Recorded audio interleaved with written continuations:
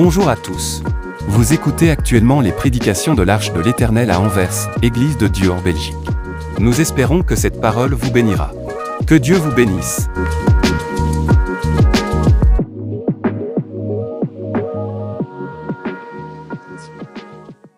Amen. Voilà, sans plus tarder, je vous invite à prendre vos Bibles et nous allons lire dans le livre des Romains, Épître des Romains. Nous connaissons les textes, chapitre 8. Épître des Romains, chapitre 8, lire le verset 1er jusqu'au verset 16, et puis les versets 26 et le verset 27. Romains, chapitre 8, vous avez trouvé. Voilà, si c'est affiché, nous pouvons nous mettre debout et nous allons lire. Il est dit ceci, verset 1er. Il n'y a donc maintenant aucune condamnation pour ceux qui sont en Jésus-Christ. En effet, la loi de l'esprit de vie en Jésus-Christ m'a affranchi de la loi du péché et de la mort. Car chose impossible à la loi, parce que la chair la rendait sans force, Dieu a condamné le péché dans la chair en envoyant à cause du péché son propre Fils dans une chair semblable à celle du péché, et cela afin que la justice de la loi fût accomplie en nous qui marchons non selon la chair, mais selon l'esprit. C'est en effet qui vivent selon la chair s'affectionnent aux choses de la terre, de la chair, tandis que ceux qui vivent selon l'esprit s'affectionnent aux choses de l'esprit. Et l'affection de la chair, c'est la mort, tandis que l'affection de l'esprit, c'est la vie et la paix. Car l'affection de la chair est inimitié contre Dieu, parce qu'elle ne se soumet pas à la loi de Dieu et qu'elle ne peut même pas. Or, ceux qui vivent selon la chair ne sauraient plaire à Dieu. Pour vous, vous ne vivez pas selon la chair, mais selon l'esprit. Si du moins l'Esprit de Dieu habite en vous, si quelqu'un n'a pas l'Esprit de Christ, il ne lui appartient pas. Et si Christ est en vous, le corps est vrai, est mort à cause du péché, mais l'Esprit est vie à cause de la justice. Et si l'Esprit de celui qui a ressuscité Christ d'entre les morts habite en vous, celui qui a ressuscité Christ d'entre les morts rendra aussi la vie à vos corps mortels par son esprit qui habite en vous. Ainsi donc, frères, nous ne sommes point redevables à la chair pour vivre selon la chair. Si vous vivez selon la chair, vous mourrez. Mais si par l'esprit, vous faites mourir les actions du corps, vous vivrez. Car tous ceux qui sont conduits par l'Esprit de Dieu sont fils de Dieu. Et vous avez point reçu un esprit de servitude pour être encore dans la crainte, mais vous avez reçu un esprit d'adoption par lequel nous crions Abba Père. L'Esprit lui-même rentre à notre esprit que nous sommes enfants de Dieu. Verset 26. De même aussi, l'Esprit nous aide dans notre faiblesse, car nous ne savons pas ce qu'il convient de demander dans nos prières. Mais l'Esprit lui-même intercède par des soupirs inexprimables. Et celui qui sonde les cœurs connaît quelle est la pensée de l'Esprit, parce que c'est selon Dieu qu'il intercède en faveur des saints. Amen. Voilà, que Dieu soit béni.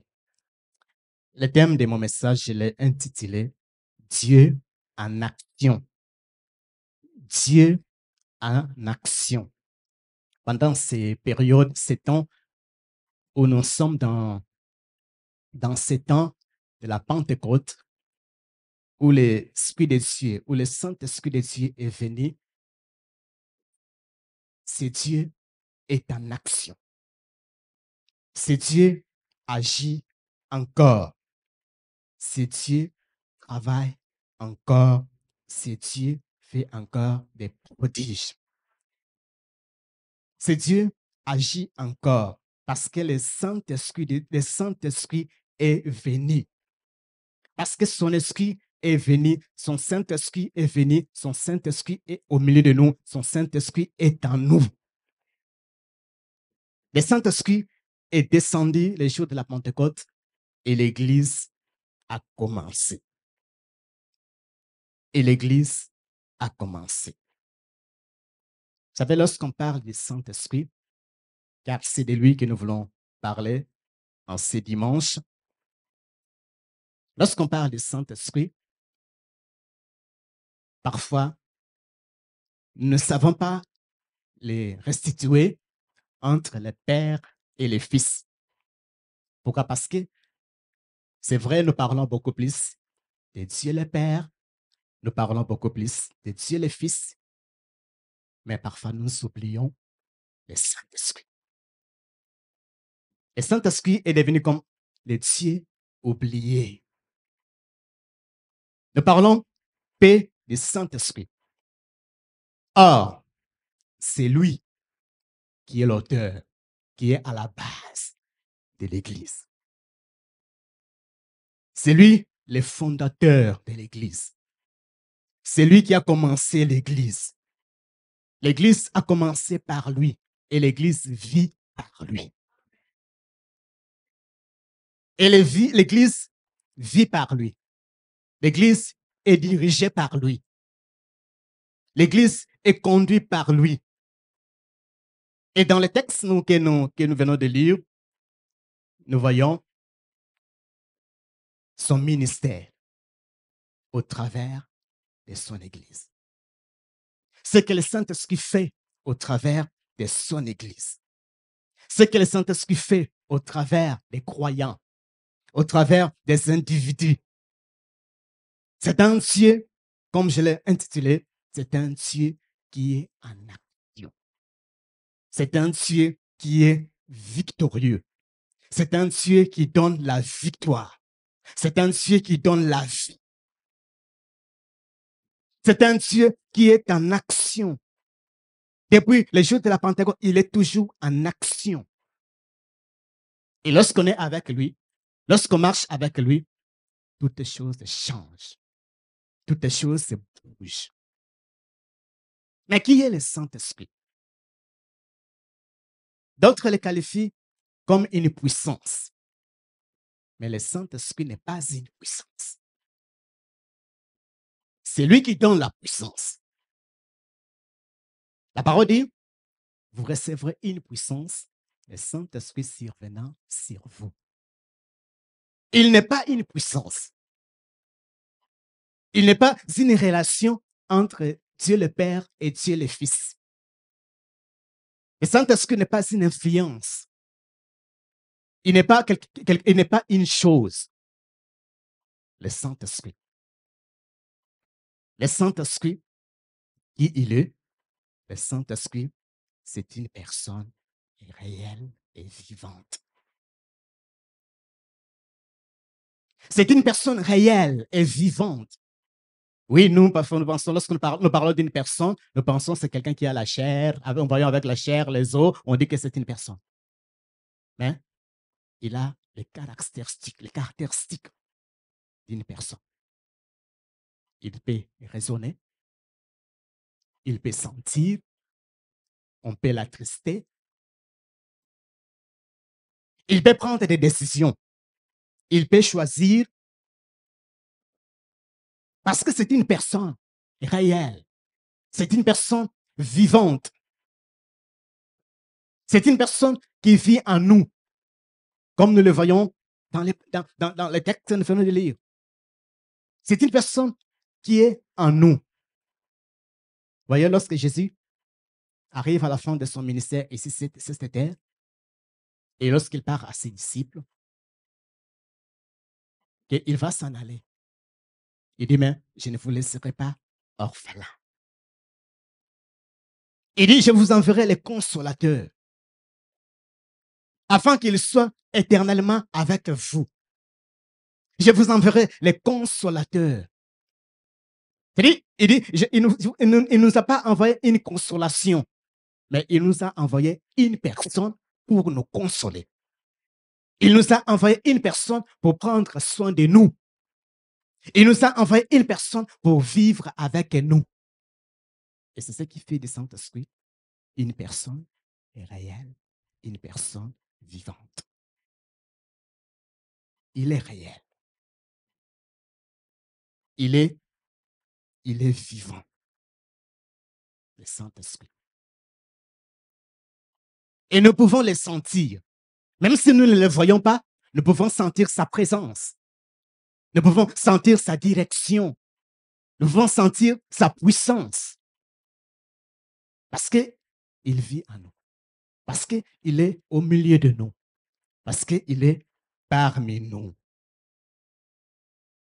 Il est appelé l'esprit de vie. Il est appelé l'esprit de Christ. Il est appelé l'esprit saint, le Saint-Esprit. L'esprit éternel.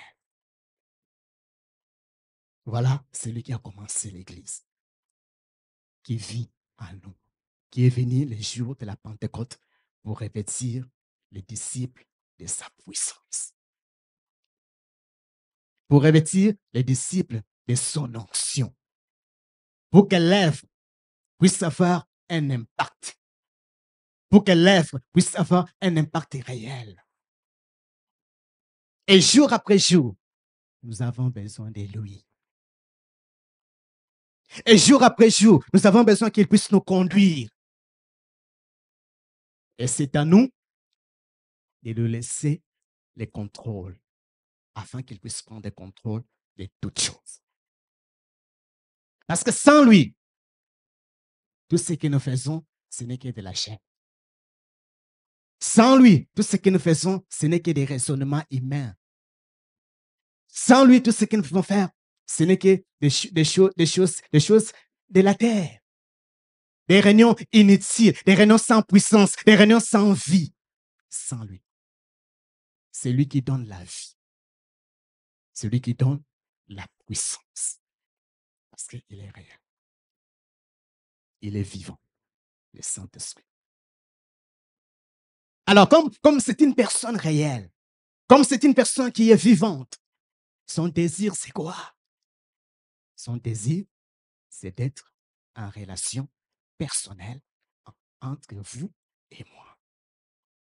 C'est-à-dire, entrer dans une relation personnelle, dans une relation de personne à personne. Il veut entrer en relation avec nous, comme il l'a fait avec les disciples. Entrer en relation, dans une dimension de relation personnelle entre vous, entre moi, pour que nous puissions être efficaces, pour que notre témoignage puisse avoir de l'impact, pour que lorsque nous parlons de lui, que ça puisse avoir de l'impact, que ce ne soit pas nos paroles, pour que lorsque nous chantons, que ce soit sa puissance qui agit. Parce que lorsque nous le témoignons, que ce soit lui qui agit. Parce que cette relation doit être une relation personnelle entre lui et nous, entre le Saint-Esprit et moi, entre le Saint-Esprit et vous. Voilà son désir. Il veut entrer dans une relation entre vous, entre moi. C'est une personne, le Saint-Esprit. Une personne particulière. Une personne réelle. Et lorsqu'il rentre en relation avec nous, les choses changent. Les choses bougent. Notre témoignage change. Vous vous rappelez de Pierre? Lorsque Pierre, Jésus lui dit qu'avant que le coq chante, tu vas me trahir, tu vas me régner. Il a dit, jamais. Mais devant une servante. Pas devant un patron, justement devant une servante. Qu'est-ce qu'il a fait? Il a trahi. Il a régné. Il a dit, je ne sais pas ce que tu dis. Je ne connais pas cet homme. Mais lorsqu'il est rentré dans une relation avec le Saint-Esprit, lorsque le Saint-Esprit est venu sur lui, il s'élève devant des autorités et il parle. Pourquoi? Parce que sa relation devient profonde avec quelqu'un qui est venu habiter en lui. Vous voyez la différence? Avant, c'était quelqu'un qui était en train de trembler. Mais lorsque le Saint-Esprit vient sur lui, il devient, c'est-à-dire, il est poussé par le Saint-Esprit et il part. Et en ces jours, la parole nous dit, 3000 personnes se sont répandues. Même lorsqu'on les arrête, on les fouette. On dit de ne plus parler au nom de Jésus à qui que ce soit. Ils ont dit, jugez vous-même. Et c'est Pierre qui parle. Il dit, jugez vous-même. Est-ce qu'on va vous obéir ou on va obéir à Dieu? Il dit, nous préférons obéir à Dieu. Nous préférons être fouettés, mais obéir à Dieu. Parce que c'est une personne animée par l'Esprit de Dieu. Et ça, c'est ce que le Saint-Esprit fait. Lorsque quelqu'un lui donne la direction de sa vie. Lorsque quelqu'un lui donne sa vie afin que lui seul puisse prendre le contrôle, que lui seul puisse le conduire. Il a cette audace de parler sans crainte, avec autorité. Parce que cette autorité ne vient pas de lui, cette autorité vient du Saint-Esprit. Et comme je l'ai dit, jour après jour, que ce soit dans nos ministères, que ce soit dans ce que nous faisons, nous avons besoin de lui. Chaque jour qui passe, nous avons besoin d'approfondir notre relation avec lui. Chaque jour qui passe, nous avons besoin d'aller en profondeur avec lui. Que jour après jour, non, je m'approche de lui, que non, je vais encore plus de toi. Jour après jour, je m'avance vers lui pour dire non, Saint-Esprit, j'ai besoin encore de ton onction, j'ai besoin encore d'être roi, j'ai besoin d'être encore revêtu. Et il peut le faire. Parce que c'est son désir. Et il peut le faire parce que c'est ce qu'il fait, parce que c'est ce qu'il est venu faire. Demeurer en nous, demeurer avec nous, nous rendre efficaces, nous rendre forts, nous rendre puissants. Nous rendre forts, nous rendre puissants. Car comme il le dit, ce n'est pas l'esprit de la crainte que nous avons reçu. Ce n'est pas son esprit de la servitude que nous avons reçu. Mais comment ce Dieu grand, comment ce Saint-Esprit, 3 fois saint, peut venir habiter dans un corps, dans une personne péchère, dans une personne qui est une graine de poussière? C'est parce que Jésus a réglé les problèmes de nos péchés. Puisque Jésus a réglé ces problèmes de péché, ce qui nous est dit à partir du verset 1er, qu'il n'y a plus aucune condamnation pour ceux qui sont en Jésus. Puisque Jésus a réglé ces problèmes de péché, nous pouvons demander à ce Dieu qui habite en nous, qui est venu en nous, de nous remplir encore. Encore et encore. Non, la Pentecôte n'est pas finie. Dieu peut te baptiser de son Saint-Esprit. Que tu sois jeune, que tu sois vieux, Dieu peut te remplir encore à nouveau. Et jour après jour, nous avons besoin de lui, de nous dire, Seigneur, remplis-moi encore à nouveau. Je vais encore être rempli encore à nouveau. Parce que l'onction d'hier, ce n'est pas l'onction d'aujourd'hui. Ce que tu as fait hier, tu peux encore le faire aujourd'hui. Parce que tu n'es pas un Dieu limité. Tu es réel, tu vis en moi. Et puisque tu vis en moi, j'ai besoin encore plus de toi. Bien-aimé, cher Jeanne, nous voulons être efficaces, nous avons besoin du Saint-Esprit. Vous voulez être efficace dans ce que nous faisons, nous avons besoin du Saint-Esprit. Nous voulons avoir de l'impact, nous avons besoin du Saint-Esprit. Mais si nous voulons rester ternes, si nous voulons rester terre à terre, ça ne touchera, ce que nous faisons ne touchera personne. Mais si chaque jour, je viens dans sa présence, je viens devant lui pour dire non, oh Dieu Saint-Esprit, oh Saint-Esprit, remplis-moi encore à nouveau. Il va le faire. Parce que c'est son action, c'est son œuvre. Ça, c'est la première chose. C'est une personne réelle. C'est une personne vivante. Bien-aimé, le Saint-Esprit, ce n'était pas une puissance. Ce n'est pas quelque chose de vague. Mais c'est une personne qui a des désirs. Et son désir en nous, c'est quoi? Son travail en nous, c'est quoi? C'est de nous rendre semblables à l'image de Jésus-Christ. Pour que lorsque nous grandissons jour après jour, qu'est-ce qu'il lui fait? Lui, il est glorifié. D'ailleurs, c'est son travail, afin de glorifier le Fils. Il vient glorifier le Fils. Vous savez, le Saint-Esprit, lui, il ne se met pas au devant de la scène. Mais qu'est-ce qu'il fait? Il fixe nos yeux vers Jésus-Christ. Lui, il travaille pour que nous puissions grandir, pour que nous puissions croître à l'image de Jésus-Christ. Afin que Dieu soit glorifié. Afin que Dieu soit honoré. Et c'est ça son désir. Ce matin, est-ce que vous avez encore soif de ces dieux? De ce Saint-Esprit qui est descendu, qui est venu vers nous. C'est une personne qui vit en nous, qui nous remplit et qui veut faire son œuvre et qui veut continuer encore à faire son œuvre. Ne vous enivrez pas du vin de la parole, mais soyez au contraire être remplis du Saint-Esprit. Soyez au contraire d'être renouvelés, d'être remplis jour après jour du Saint-Esprit. Le Saint-Esprit.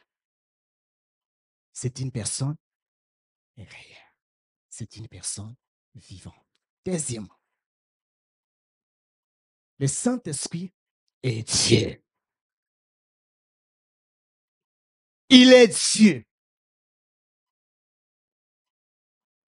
Le Saint-Esprit est Dieu. Vous savez, souvent nous avons un problème. Et c'est vrai.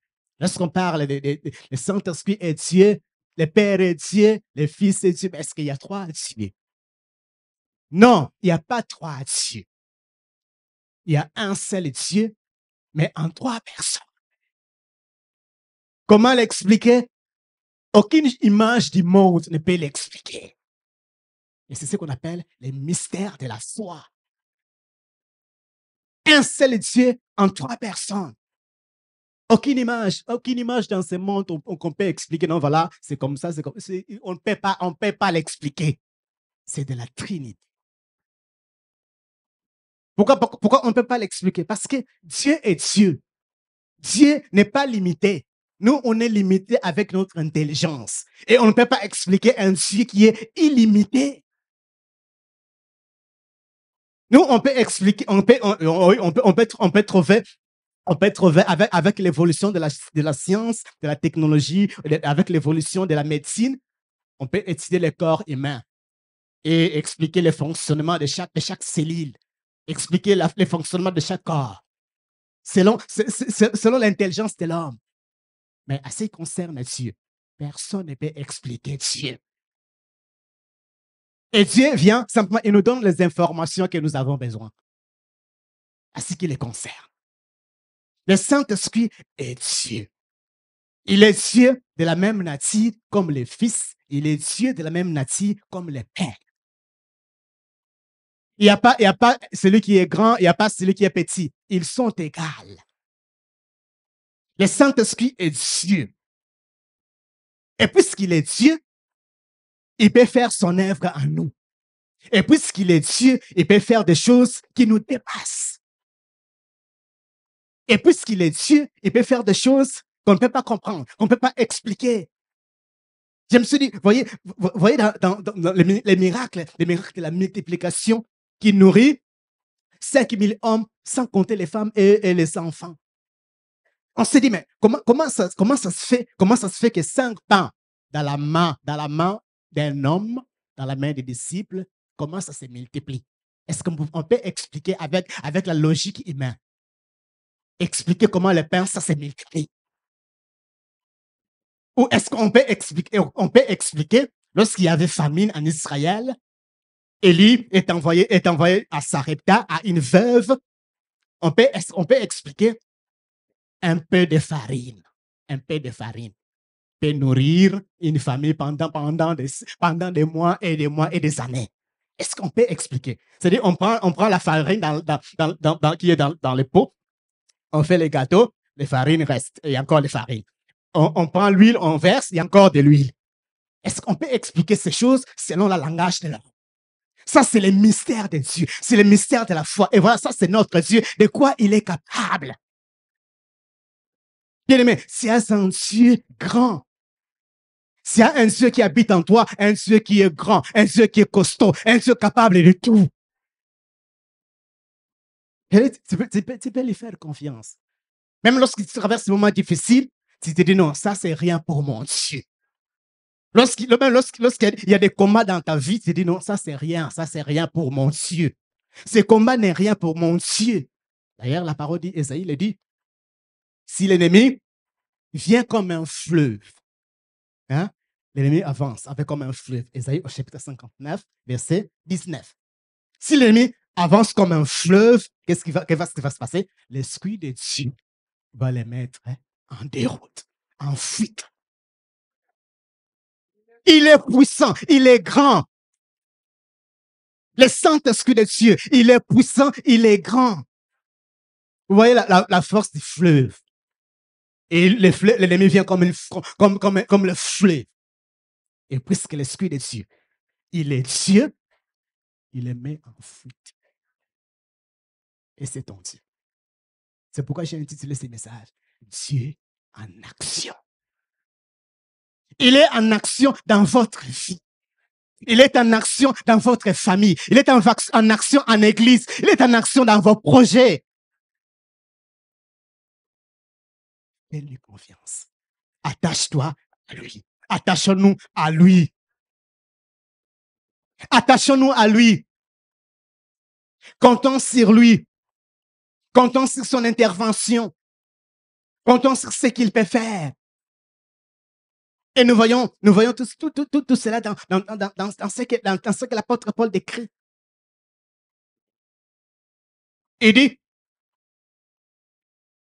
pour vous, verset 9, vous ne vivez pas selon la chair, mais selon l'esprit, si des moins l'Esprit de Dieu habite en vous.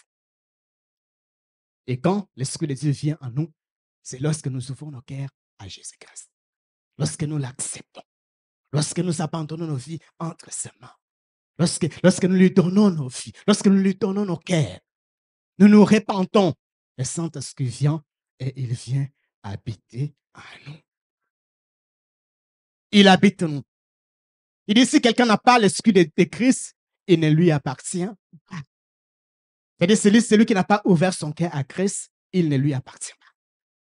Mais puisque nous avons ouvert nos cœurs à lui, nous lui appartenons. Et si Christ est en vous, le corps, il est vrai, est mort à cause du péché, mais l'esprit est vie à cause de la justice. Verset 11, il dit, et si l'esprit de celui qui a resté Christ d'entre les morts habite en vous, celui qui a resté Christ d'entre les morts rendra aussi la vie à vos corps mortels par son esprit qui habite en vous. Le Saint-Esprit. Il dit, la parole dit, c'est lui qui a ressuscité Christ d'entre les morts. Et Christ n'est pas sorti du tombeau tout seul. C'est le Saint-Esprit qui l'a ramené à la vie. Pourquoi? Parce qu'il est Dieu. Et la parole dit, si cet esprit habite en vous, il rendra la vie à vos corps mortels. Tout ce qui est mort dans votre vie, il peut les rendre à la vie. Il peut les ramener à la vie. Il peut les ramener en surface. Parce qu'il est Dieu. Le Saint-Esprit est Dieu. Et cet esprit, comme je l'ai dit, agit encore. Cet esprit fait encore des miracles. Cet esprit fait encore des prodiges. Il est Dieu. Le Dieu qui agit. Le Dieu qui agit. Et verset 13, il dit, si vous vivez selon la chair, vous mourrez. Si vous vivez selon la chair, la personne qui vit selon la chair, c'est la personne qui est loin de Dieu, qui s'attache aux choses de ce monde qui va passer. Il dit, si vous vivez selon la chair, il dit, vous allez mourir. Lorsqu'on parle de la mort, il ne s'agit pas seulement de la mort physique. Mais lorsqu'on parle de la mort, c'est-à-dire les plans de Dieu dans votre vie, si vous vivez selon la chair, peuvent mourir. Les projets que Dieu a pour vous, pour votre avenir, peuvent mourir à cause des œuvres de la chair. Vous voyez, Saoul, qui avait été choisi par Dieu, qui est devenu un autre homme parce qu'il a été revêtu du Saint-Esprit, et plus tard, il a été rejeté. Il a tué son rêve. Il a tué sa destinée. Il a tué même la destinée de ses enfants. Parce qu'après lui, ses enfants devaient les susciter, les succéder. Mais puisque lui, il a désobéi à Dieu, qu'est-ce qui s'est passé? Il a été rejeté et toute sa famille a été rejetée. Et plus tard, toute sa famille a été tuée. Pourquoi? Parce qu'il a préféré désobéir à Dieu. Vivre selon la chair. Vivre selon les principes de ce monde. Il dit, si nous vivons selon la chair, nous allons mourir. C'est-à-dire, c'est dans notre intérêt, étant qu'enfants de Dieu, que nous continuons à dépendre de l'Esprit de Dieu. Que jour après jour, que nous dépendons de lui. Que jour après jour, que nous comptons que sur lui. Qu'il puisse nous conduire, qu'il puisse nous toucher, qu'il puisse nous renouveler, qu'il puisse nous faire du bien. C'est Dieu qui est en action. Parce que même si lorsque nous devenons faibles, la parole dit, l'Esprit de Dieu intercède dans des soupirs inexprimables. Pourquoi? Parce que nous dépendons de lui. C'est pour cela qu'il vient nous secourir. C'est pour cela qu'il vient nous soutenir. Nous comptons sur lui. Voilà pourquoi, étant que Dieu, il vient nous aider. Il nous apporte son secours. Il nous apporte son soutien. Pour que nous ne puissions pas tomber. Pour que nous ne puissions pas abandonner. Il nous aide. Voilà l'œuvre que cet esprit de Dieu, que l'Esprit de Dieu fait au milieu de nous. Le Saint-Esprit est Dieu. Le Dieu des miracles. Le Dieu qui opère des prodiges. Le Dieu qui transforme des vies. Et il peut transformer ta vie. Ouvre-lui simplement ton cœur. Donne-lui la place. Dis-lui non, c'est ça mon désir. Je vais te pleurer. Je vais vivre toute ma vie à te pleurer, à plaire à Dieu, à faire plaisir à Dieu. Et il viendra faire son œuvre. Parce que nous le voulons. Parce que nous le désirons. Est-ce que ce matin, cet après-midi, vous ne voulez pas dire comme moi? Non, j'en ai marre de vivre une vie sans puissance. J'en ai marre de vivre dans la condamnation. J'en ai marre d'être faible. J'en ai marre d'avoir peur, d'avoir crainte de tout et de rien. J'ai besoin du Saint-Esprit. Que l'Esprit de Dieu me renouvelle. Que l'Esprit de Dieu me restaure. Que l'Esprit de Dieu me remplisse à nouveau. Il va le faire parce qu'il est un Dieu qui est en action. Un Dieu qui agit et agit encore. Non, pour vous, on dit la parole. Ce n'est pas l'esprit de crainte que vous avez reçu, mais l'esprit de puissance. Bien-aimé, ton Dieu est puissant. Ton Dieu est. La Pentecôte n'est pas finie. La Pentecôte est encore possible pour ceux qui ouvrent leur cœur à ces dieux. Pour ceux qui veulent les pleurer. Pour tous ceux qui veulent faire tout. Non, je vais tout faire pour plaire à mon Dieu. Je vais faire tout pour plaire à celui qui m'a appelé. Pour celui qui m'a racheté. Pour celui qui vit en moi. Pour celui qui m'a choisi, parce que c'est lui qui choisit. Vous voyez, celui qui va dire à l'église d'Antioche, mettez-moi à part Saul et Barnabas pour l'œuvre à laquelle je les ai appelés. Parce que c'est lui qui appelle, c'est lui qui équipe, c'est lui qui donne les dons. Et lorsqu'il donne les dons, il les donne à qui il veut. Parce que c'était une personne, et c'est Dieu. Selon son vouloir, selon ses désirs, selon sa souveraineté, il est Dieu. Bien-aimé, tu as un Dieu capable de tout. Et ce Dieu vit en toi. Je répandrai mon esprit si toute chair me dit la parole. C'est encore possible. Oui, c'est encore possible de marcher avec lui dans la puissance, d'être puissant, d'être efficace. Est-ce que l'esprit agit encore? Est-ce que ce matin, c'est ton désir pour qu'il te remplisse à nouveau? Est-ce que c'est ton désir pour dire non, je ne vais plus vivre selon la chair. Je ne vais plus faire de choses selon l'expérience. Je ne vais plus faire de choses parce que non, j'ai l'expérience, je sais comment le faire. Non, j'ai besoin du Saint-Esprit. J'ai besoin du Saint-Esprit pour impacter. J'ai besoin du Saint-Esprit pour impacter ma famille.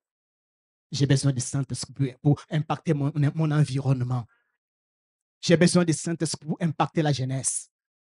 J'ai besoin du Saint-Esprit pour chanter. J'ai besoin de son onction pour servir. J'ai besoin du Saint-Esprit. Et c'est lui, lorsqu'il nous remplit, nous sommes enthousiastes.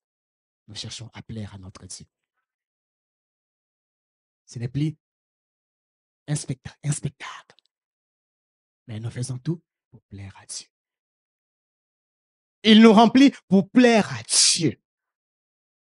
Il nous remplit pour servir Dieu. Et on se désire de dire non, je vais être rempli pour te servir, pour mieux te servir encore, pour mieux te connaître encore. Je vais encore vivre dans ton intimité. Je veux que ma relation avec toi soit profonde. Que ma relation avec toi soit juste. Et il peut le faire. Et il peut le faire. Bien-aimé, le Saint-Esprit de Dieu, il est au milieu de nous. Et c'est ce qui te dit non. Il peut encore te remplir. Alors, ne vivons pas selon la chair. Ne marchons pas selon la chair. Faisons tout pour lui plaire. Ne faisons pas des choses pour attirer les regards des hommes sur nous. Mais faisons des choses pour que les gens voient non, il y a un Dieu qui est vivant dans la vie de cette personne. Il y a un Dieu qui est réel dans la vie de cette personne. Et je vais me tourner vers ce Dieu pour qu'il me change aussi, comme il a changé cette personne. Et nous faisons tout pour lui plaire. Cet après-midi, ce Dieu est encore en action. Cher jeune, cher papa, chère maman, Dieu n'a pas changé. Quel que soit ce que tu vis, quel que soit ce que tu traverses, les combats que tu vis, le Saint-Esprit de Dieu vit en toi. Quelles que soient tes peurs, quels que soient tes échecs, il vit en toi. Tu le sens ou tu ne le sens pas, il est là, il est présent. Et il peut encore nous remplir à nouveau. Ayons soif de ces dieux. Jésus dira, quelqu'un a soif, qu'il vienne. Qu'il vienne et qu'il boive. Avez-vous soif? Venons à Jésus. Venons acheter même sans argent, nous dit Ésaïe. Venons vers ces dieux pour qu'ils puissent encore nous remplir à nouveau. Jour après jour, approchons-nous de lui. Dis-lui non, je vis selon la chair. Je me sens que non, je vis selon la chair. J'ai besoin d'être renouvelé. Je me sens faible, je me sens impuissant. Mais avec toi, je deviens fort, je deviens puissant.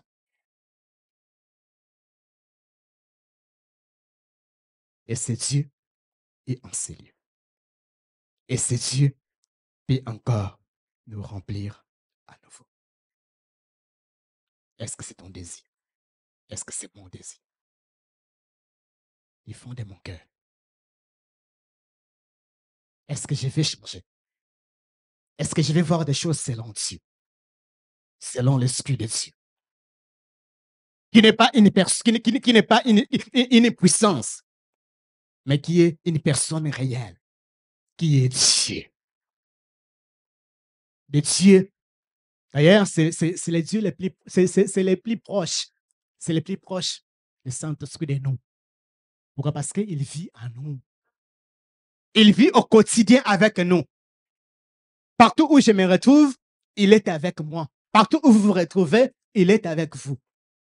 C'est possible que vous ne puissiez pas être avec votre femme, votre mari au travail. Ou là où vous partez pour faire des courses. Vous vivez avec votre mari, avec votre femme dans votre maison, mais c'est possible qu'à un certain temps, vous n'êtes pas enceinte. Vous êtes au travail, vous êtes à l'école, vous êtes, je ne sais pas pourquoi, vous donnez des cours, vous êtes à l'église, la femme est restée, mais le Saint-Esprit est avec nous partout. Là où nous nous trouvons, il est là. Je suis à l'école, il est là. Je suis au travail, il est là. Je suis dans la douche, il est là. Je suis à l'église, il est là. Je suis dans la rue, il est là. Dans la voiture, il est là. Dans les trams, il est là. Il est plus proche de nous.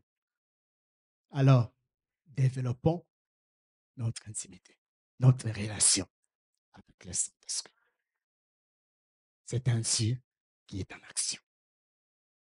Dieu en action. Est-ce que voulez-vous lui plaire? Lui plaire encore et encore. Alors ce matin, dis-lui non, je vais être conduit par toi. C'est lui qui rend témoignage en notre esprit, qui nous dit la parole, que nous sommes enfants de Dieu. Lorsque tout ne marche pas, lui il me dit non, tu es enfant, n'oublie pas que tu es un enfant de Dieu. Même si aujourd'hui ça ne marche pas, demain ça marchera. Parce que tu es un enfant de Dieu, tu es un héritier. Il y a des promesses de Dieu en toi. Et c'est lui qui nous rappelle toutes ces choses, qui nous encourage, qui nous fortifie, qui nous instruit, qui nous dit toutes ces choses. Parce qu'il est avec nous. Et jour après jour, comme je l'ai dit, nous avons besoin d'être renouvelés. Et c'est ce qu'il veut faire encore dans la vie de chacun de nous. Dieu en action. Que Dieu nous bénisse.